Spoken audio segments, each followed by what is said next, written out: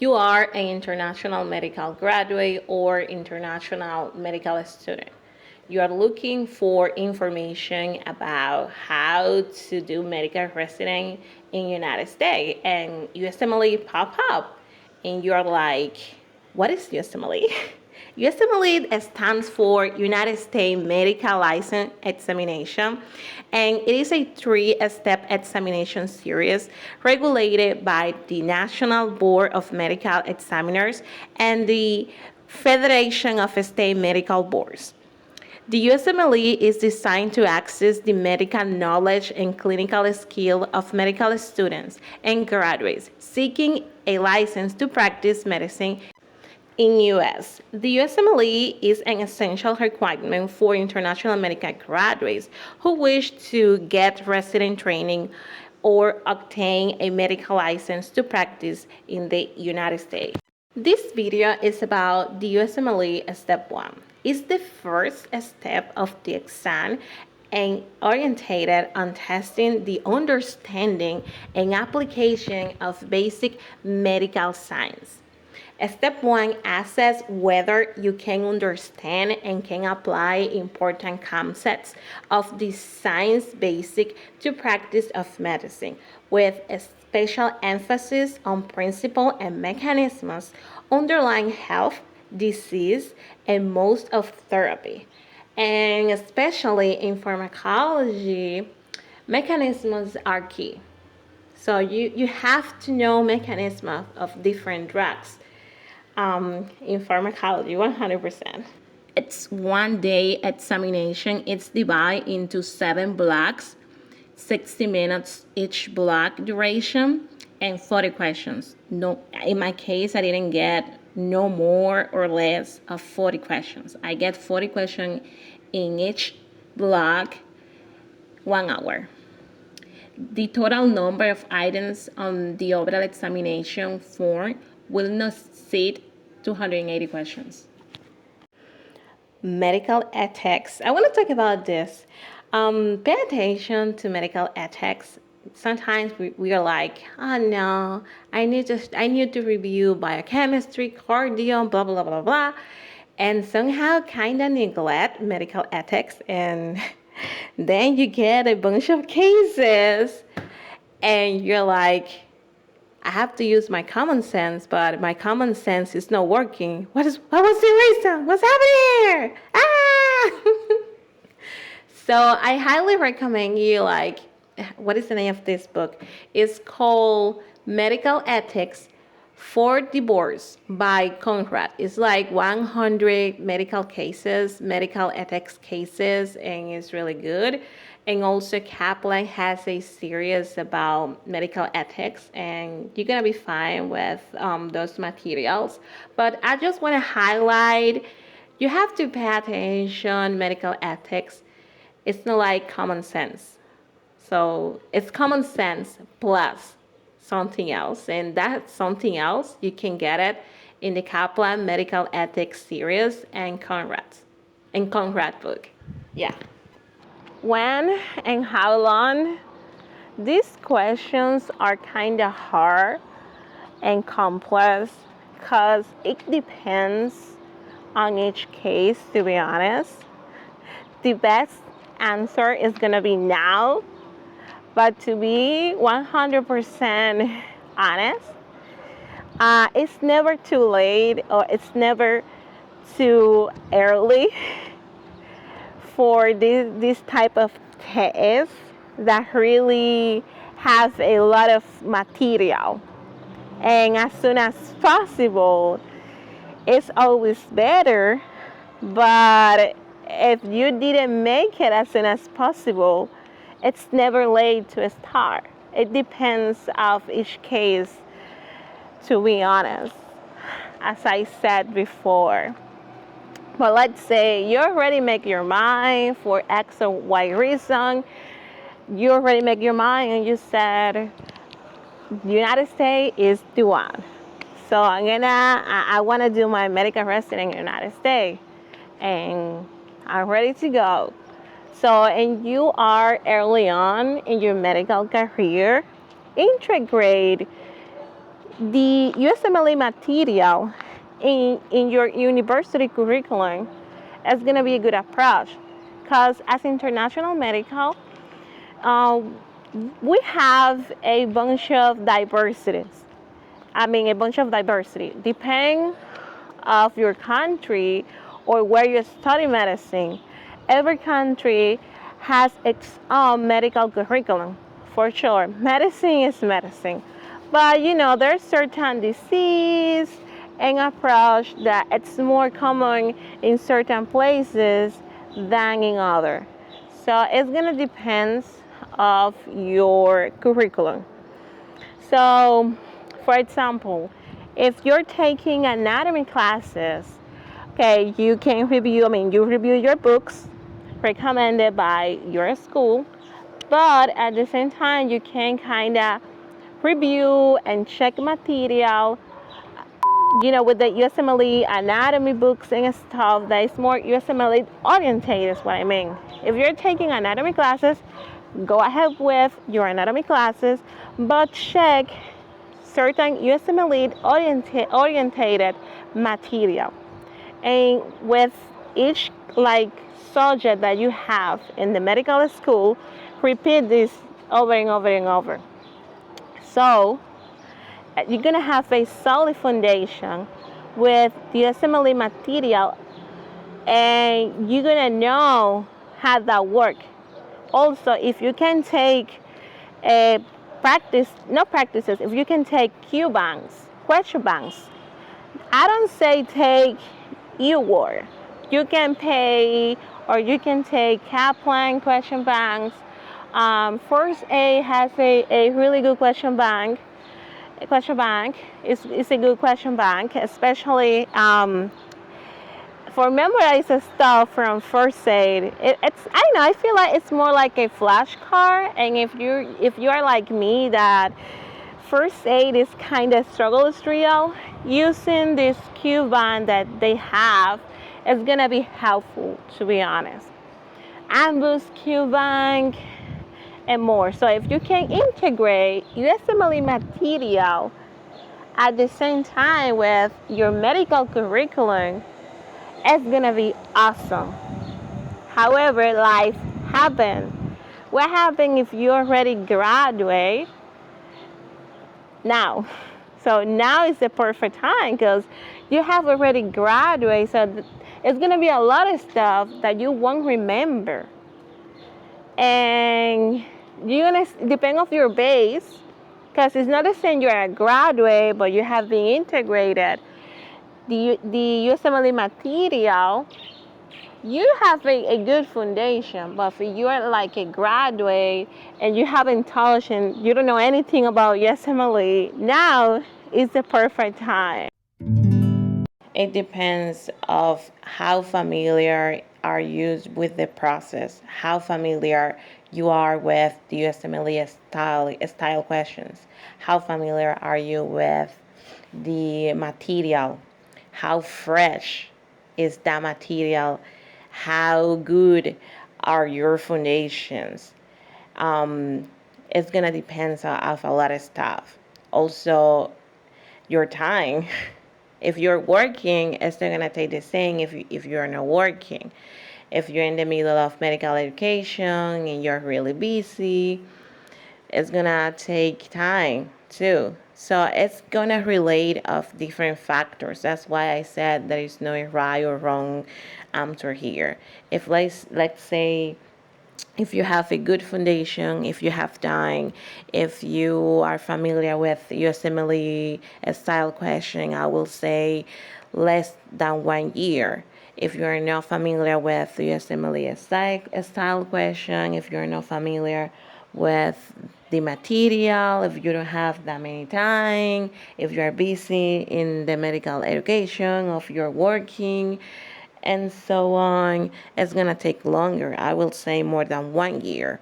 And it's really important that you understand that part. Everyone is different. You have your own journey, you have your own path, and everybody's different. I wanna that you keep that in mind, because sometimes it's really easy to this and that, this this and that certain amount of time, and me, I'm still stuck and I'm not moving. Everyone is different. This is a huge material and it takes time to memorize, understand, grasp the knowledge that you need for take the test. So that's why it depends a lot based on your own factors and your own circumstance.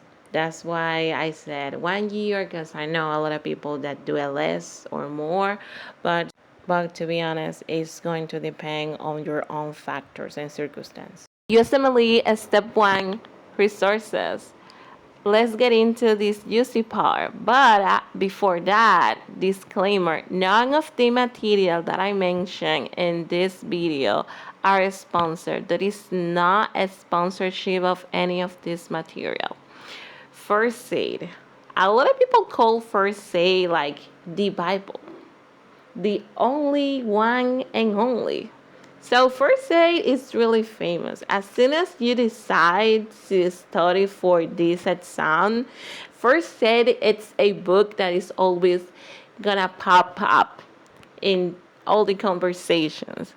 But what is first aid? So first aid is a huge book, have like 700 pages. I mean, it's have like 700 pages or so, and have the entire USMLE Step 1 curriculum or material that is going to be tested in the real deal, aka the real exam. It's like a guide, like a guideline where you can check all the topics and key information about this test. However, something that you have to keep in mind, you cannot only study from first aid, to be honest, because it has a lot of highlights and key points, but to be honest, if you have to dig in, you have to go deeper for this step, because if you just memorize random stuff from first aid, it doesn't make any sense. So you have to use first aid, as I said before, as a guide. Like, I'm reading first aid, or you're doing your flashcard, or whatever you're doing, like your study method, and you're reading first aid, let's say, and you can verbalize what they're saying. Oh, I know this and this and that. You can create a connection between concept. If there is a concept that you don't have any idea, don't memorize. Look it up. Look for more information about this concept, because this is the magic of first aid. First aid has everything, but a lot of time doesn't give you a really deep concept. So you're gonna have a bunch of concepts that you might know, no, you don't have any idea what you're talking about, so you have to look it up. But first aid is awesome if you already have your foundation, you already have your basic, and you're gonna review, or you're in the middle of dedicated, everything. You have reviewed the entire material, and you need a guide for highlight all the topic that you have to review and keep it in mind and refresh. But for sure, there are a bunch of questions that came from first aid, so it's important to check it out. UWAR is a question bank that you have to do it. There is no way you get into this journey and you're studying for step 1, and at a certain point of your preparation you don't have this saving before pay it, because UWAR is costly, but it's worth it. You have to do it. There is no way, because you get familiar with the type of question that you will get in the real deal. You get familiar how they made it. It's like how they make questions, how they create, or how they testing you for this test. It's like the way that you will help you to familiarize with the type of question that you will get in the real deal, and also the way that they ask is awesome, and the amount of information is a really huge learning tool. As I said, eWord is a learning tool. I know it's kind of difficult because they give you a score like, oh, you get 80% high, you got 70, 40, 10% high, but doesn't matter how much you're getting in every question bank, in every question block. eWord is a study tool. Keep in mind, because you will need it. Because you get a question wrong in eWord, it doesn't mean you won't learn it and you're gonna fail it. No, eWord is a learning tool that is a must. You have to do it, and it's, oh my god, 100 recommended. Anki is a space repetition app that is really helpful for memorizing stuff, especially like microbiology, pharmacology, and this kind of stuff. Um, it's like an active learning tool, and the only version that you have to pay is the one that is on your phone. So, beside this version, as I know, Anki website, computer version 2, it's free, and it's a really powerful tool for memorize a lot of stuff. By the way, I made a video about Anki overload because in the beginning Anki is like you don't have that many cards. But to be honest, in the end of your prep, you're gonna have a bunch of cards. Like I was getting 700 Anki cards per day, which I was like, I have an overload. I have a lot of Anki cards per day. So I made a video about Anki overload based on my own experience because the struggle was real. I'm gonna leave you the link in the description box below too because I know it's gonna be helpful. A sketchy micro is awesome. I don't have more to say. It's like a sketchy micro is life saving. It's awesome. It was the only resources that I use for microbiology. Ambus is a question bank. If you have extra time and extra money, try that. It's a good learning tool, and it has a library which is awesome. So I recommend Ambus. It's a good tool. BNB is a good tool, especially if you're struggle with first aid. So you watch the different videos, and at the same time you're reading your first aid and annotate it. It's kind of a passive learning tool, to be honest. Pathoma is really important, especially the first 3 chapter, 1, 2, and 3. You have to read it, especially before a couple of days before the test. You're gonna get a couple of questions right after Pathoma in the real test. So I highly recommend you to read the 3 chapters in the week that you're gonna take it. 100% recommended.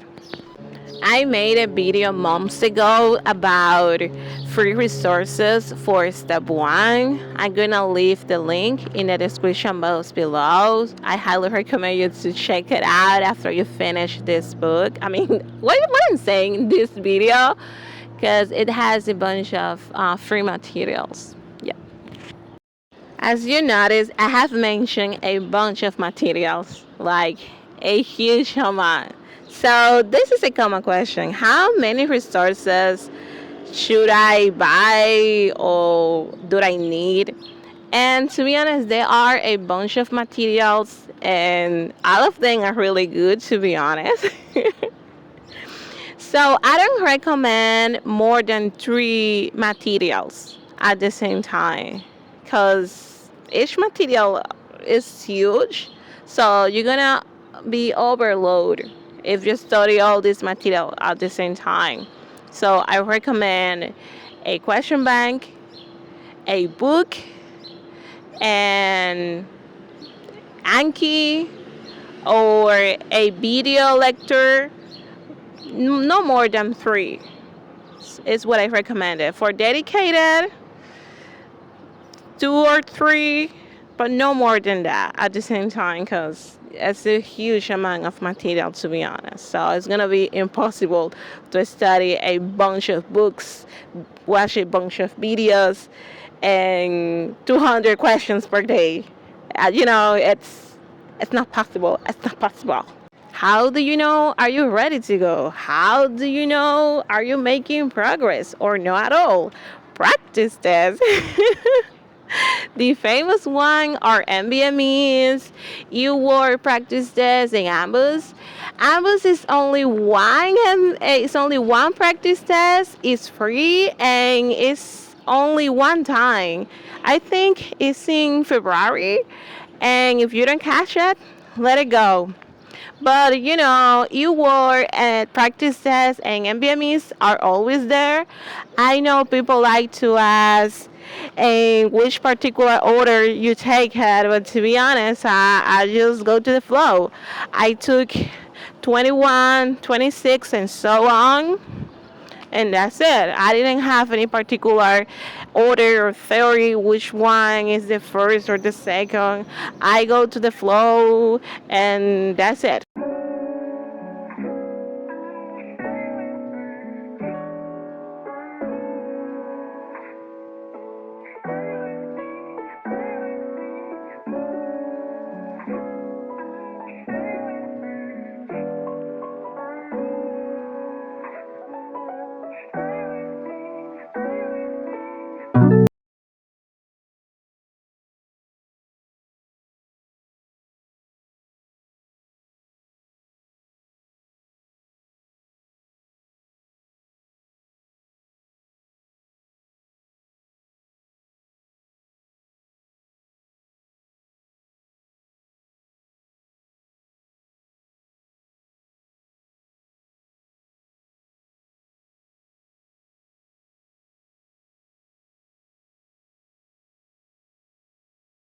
Let's talk about self-care and mental health during this preparation. To be honest, step one is a beast. You're gonna be like, a struggle is real. To be honest, sometimes you wanna quit. Sometimes you wanna give up. Sometimes you just wanna like please stop, and you question yourself, what I'm doing this.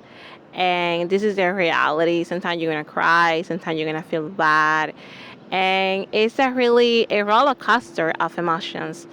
I'm not gonna lie, it's a hard process. And to be honest, self-care and mental health, it's something that we really don't care and just neglect a lot, because the most important thing in our mind is go through all the material, take your 80 questions per day or 40 questions per day, memorize a lot of stuff, do your job in academic way, learn everything that you can. But mental health and self-care, it's something like a bad war. A something wrong here. If you're taking care of yourself, you're doing something wrong here, and that is not a reality. The most important thing in this process is self-care and mental health here. A struggle is real, but we have to manage a study and mental health like a balance. I have a routine. I wake up and I made my bed. I made my bed. I wake up, I made my bed. After that, I did 5 minutes yoga and 10 minutes of meditation, mindfulness meditation. After that, personal hygiene. After my personal hygiene, I eat my breakfast. And after that, I study. So like I wake up and took Anki cards, because that's something that I used to do. Like, oh, I wake up and I don't make even my bed and just power on the computer and do Anki cards. No, to be honest. That's why I create like a mini routine. And after that mini routine, I go to study, I take breaks. I use the Pomodoro method, which is really good. And I didn't, what did he say? I didn't skip any of my meals. And I have snacks between studies. And before go to bed, I used to do the same routine. So I listen a couple of I don't know. I have had this on a Spotify. I have a Spotify. All right. I know a lot of people have Apple Music, but I have a Spotify.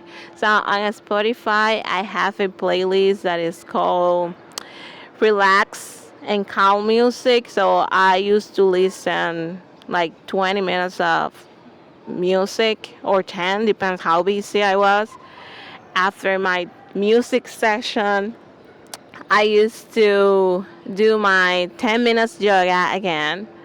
I use my 5 minutes yoga, 10 minutes of meditation, and don't use my phone 20 minutes before go to bed. I didn't use any phone at all. And also, I used to go to the gym at least twice per week, like 1 hour. I know it's hard, but I tried to do my best because in the beginning of my preparation, I was eating a lot of junk food and don't take care of myself. And I gained a lot of weight, so that's not good. So I used to go to the gym. Oh my God, that many sounds. I'm like walking around, so that's why you can hear sometimes a bunch of noises. But yeah. And I remember that I used to go to the gym twice per week, and that helped me. That helped me a lot to stay sane. Yoga, meditation, personal hygiene. Take showers and all this stuff. You feel me? And that's really important. If you need any support too, also I have a support system. Like I have people that I could contact if anytime I feel bad or I have, I don't know, whatever happening. I have a support system. I have my mentor, I have my family, and so on, my friends. So if you can create a support system, it's gonna be really helpful because this process we use to isolate ourselves, and that is the worst thing that you can do. Isolate yourself. You have to talk with people. You have to express your feelings. You have to really take care of yourself. And I really emphasize this part because I feel like it's the most important thing. Like, it's the best stuff that you can do. And as I said before, mental health is also hygiene. And have a support group, have a group of people that you can talk with them, express your feelings, and if you can get a mentor, it's gonna be awesome too. And I really highly recommend it. If it's something that you can take from this video, it's like you have to take care of your mental health, and 100%, you have to do it. It's not like there is no shortcut here, to be honest.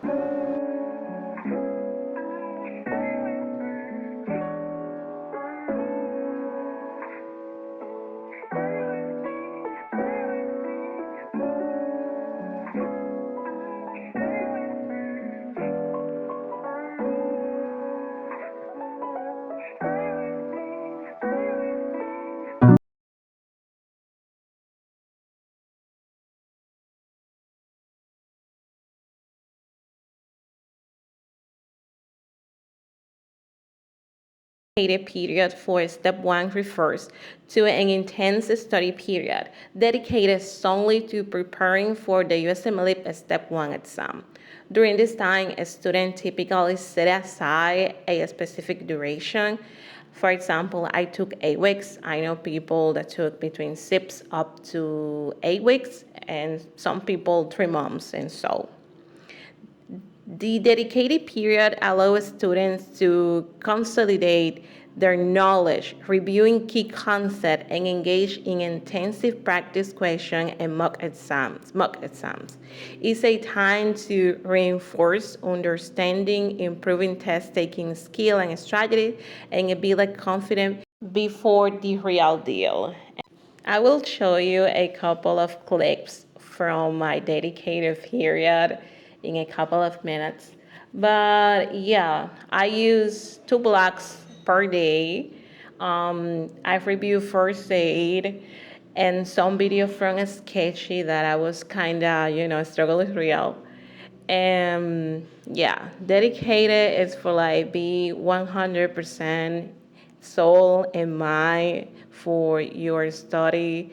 And yeah, I'm gonna show you a couple of clicks. I'm not gonna lie, it has been really hard to keeping up with that huge amount of information. Be realistic. I'm being realistic. So I did two blocks every single day, in total 80 questions. I did my Anki cards, and I watched a couple of videos on YouTube, my favorites, YouTube channels. Monday, Tuesday, Wednesday, everything was okay. But hallelujah, on Thursday, I was tired. I didn't want to study. I didn't want to do anything. I just want to be free.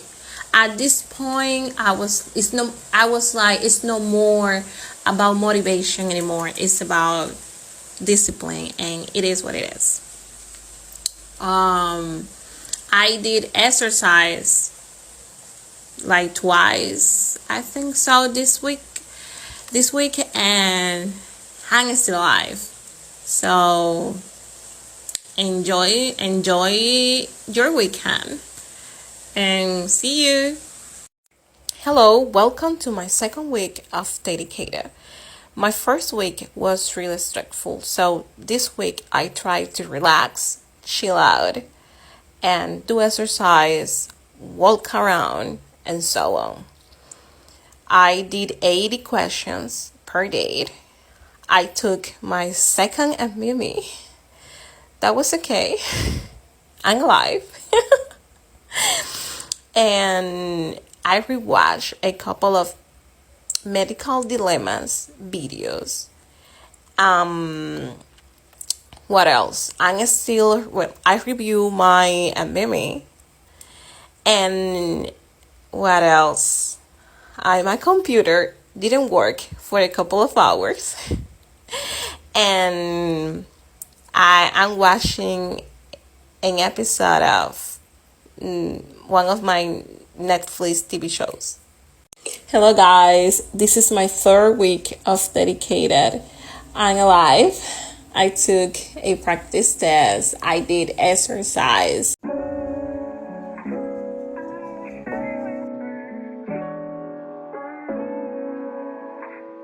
You have to be at the test center 30 minutes before your scheduled appointment for the necessary check-in process. Admission might be denied if you arrive later than your scheduled time. If you are more than 30 minutes late, they won't allow you to take the test. When you first enter, they will request your scheduling permit and ID for verification and registration. Soon after, they will provide a locker key for your belongings. Once you are prepared, you will carry your ID proof and locker key. Then they will snap your photo, capture your signature, and make sure your identity, and check your clothing, pockets, and shoes. Once these formalities are complete, you will receive 2 laminated sheets and 2 markers. Finally, they will guide you to your seat. As soon as you take your seat, you log in with your credentials and dive right into the sun. Your first encounter is an optional 15 minutes tutorial You can practice this on the MBME website beforehand. So you just check your headphones and skip the tutorial. Every time you step out for a break, you will need to re-enter your credentials, which, to be honest, it's a little bit annoying, but you have to. Every time you step out for a break, you will need to re-enter your credentials. Remember, whenever you step out of the exam area, you must bring your ID card and they will conduct a clothing and ID checking when you return. When you have completed the exam, they will offer you an online feedback form, provided you still have time left on the timer. As you leave, they will provide you with a confirmation that you have completed the exam.